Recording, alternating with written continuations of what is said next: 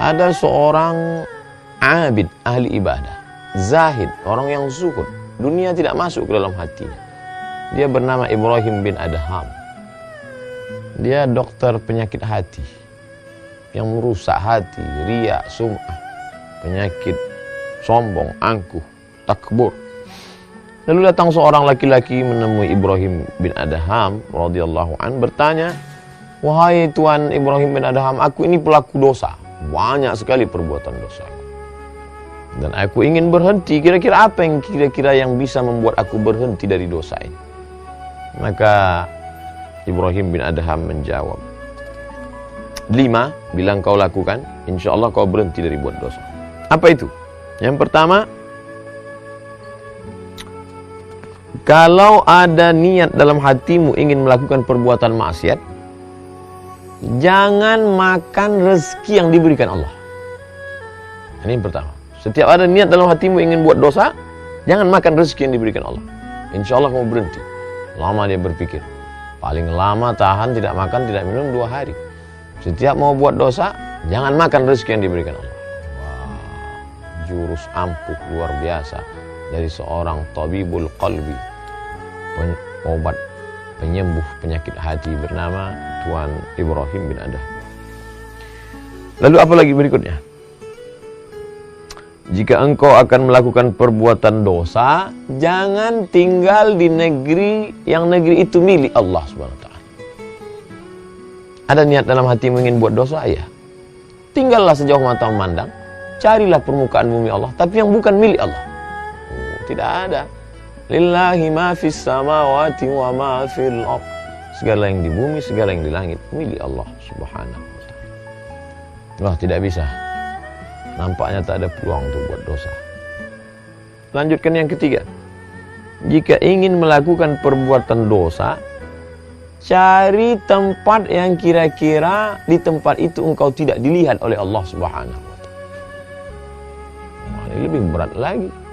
Wa huwa ma'akum aina ma kuntum. Dimanapun kamu berada, pandangan Allah, muraqabatullah, Allah senantiasa. Jadi kalau terlintas di hatimu ingin buat dosa, carilah di atas bukit, di tepi gunung, di tengah danau, di atas batu yang hitam, di tengah malam yang kelam. Kau tetap akan dalam pandangan Allah. La tudrikul absar wa huwa yudrikul absar. Dia tidak dapat ditangkap oleh mata, tapi dia dapat menangkap, melihat semua yang ada, punya mata di atas muka bumi Allah Subhanahu wa taala. Yang keempat, ketika malaikat maut datang kepadamu akan mencabut nyawamu, katakan, tunggu. Ada dalam hatimu ingin buat dosa? Ya, silakan buat dosa. Tapi nanti ketika malaikat maut datang akan mencabut nyawamu, dapatkah engkau berkata, tunggu wahai malaikat, aku bertobat dulu? Berapa banyak orang yang mati dalam perbuatan maksiatnya, mati dalam perbuatan dosanya, mati dalam keadaan na'udzubillah su'ul khatimah. Lalu kemudian yang kelima. Yang kelima ini hampir saja laki-laki itu tak lagi dapat mendengarkan ucapan Ibrahim bin Adham karena dia larut dalam tangisan. Karena betul-betul kunci pintu, tertutup peluang untuk berbuat dosa dari ucapan seorang hamba Allah. Mungkin dia tidak mendapatkan wahyu karena wahyu sudah terputus. Tapi dia diberikan Allah ilham, bisikan dalam hatinya. Yang kelima, ketika malaikat Zabaniyah datang untuk memasukkanmu ke dalam neraka jahanam, jangan engkau pergi bersama mereka. Siapa yang sanggup menolak? Ketika malaikat Zabaniyah menarik, menyeret, menggiring akan masuk ke dalam neraka, lalu kau berkata, aku tidak mau ikut dengan kalian. Siapa yang sanggup? Uli ajnihatin, malaikat makhluk bersayap, masna, 2, wa sulasa, 3, wa ruba', 4. Dan ketika sayap-sayapnya itu dia kepakkan seluas langit dan bumi, siapa yang sanggup menolak itu semua? Oleh sebab itu dia pun tersungkur dalam keadaan meneteskan air mata, takut kepada Allah SWT. Tak ada peluang untuk berbuat dosa. Renungan yang amat sangat mendalam dari dialog seorang hamba Allah yang abid, ahli ibadah, yang zahid, yang suci, hatinya bersih, sehingga Allah ilhamkan ke dalam hati itu jawaban-jawaban pamungkas, sehingga tak ada peluang sama sekali.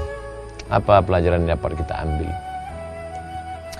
Mungkin ayat-ayatnya ada, hadis-hadisnya ada, tapi untuk meramunya menjadi sebuah formula amat sangat sulit. Tapi begitu Allah bukakan hati seorang hamba, futuh, maka dapat dia menjawab dengan jawaban yang datang dari ilham yang dibisikkan oleh para malaikat, yang diberikan Allah Subhanahu wa ta'ala, sehingga kalimat yang datang dari hati itu masuk juga ke hati. Adapun yang dari mulut tak sampai ke telinga, jangankan masuk ke dalam relung hati yang paling dalam. Oleh sebab itu marilah kita merenung sejenak. Masih sanggupkah kita berbuat dosa padahal kita makan dari karunia Allah? Masih sanggupkah kita berbuat maksiat padahal yang kita injak bumi Allah? Masih sanggupkah kita melawan perintah Allah padahal negeri yang kita diami ini adalah semuanya kuasa Allah? Masih sanggupkah kita berkata, aku mau taubat tapi besoklah, padahal kalau mau malaikat maut mencabut nyawa kita hari ini, kita juga mati. Sebab banyak orang yang mati dalam keadaan tertawa, mati dalam keadaan menonton TV, mati dalam keadaan tidur sehingga tidak terbangun lagi. Masih sanggupkah kita berkata, aku berbuat dosa tapi nantilah, padahal saat itu malaikat sudah lama mengintai kita. Oleh sebab itu merenung sejenak dari kisah orang-orang soleh. Fa'tabiru ya ulil absar, ambil pelajaran wahai orang-orang yang punya hati dan pikiran. Mudah-mudahan bermanfaat. Terima kasih. Assalamualaikum warahmatullahi wabarakatuh.